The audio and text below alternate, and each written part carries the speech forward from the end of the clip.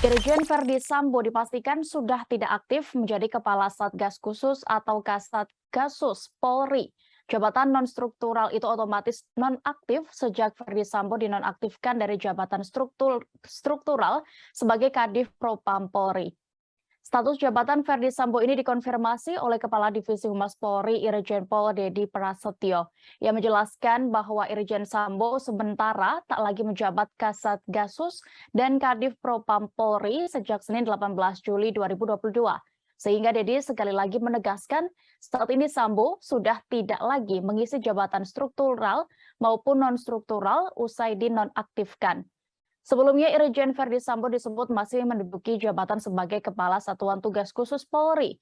Verdi Sambo menjabat sebagai Kasatgasus Polri sejak masa Kapolri Jenderal Idam Aziz. Saat itu Jenderal Listio Sigit Prabowo masih menjabat Kabareskrim Polri. Direktur Eksekutif Amnesty International Indonesia, Usman Hamid pun ikut mempertanyakan perihal status Verdi Sambo sebagai Kasatgasus. Pasalnya, ia mengkhawatirkan status itu dapat mempengaruhi proses pengusutan kasus baku tembak antara Brigadir J dan Baradae. Kapolri Jenderal Listio Sigit pun menonaktifkan Irjen Verdi Sambo sebagai Kepala Divisi Propam Polri pada 18 Juli 2022 lalu. Penonaktifan dilakukan seusai desakan dari banyak kalangan demi penyelidikan yang objektif terkait kasus kematian Brigadir J di rumah dinas Irjen Verdi Sambo. Jangan lupa subscribe, share, komen, dan like ya!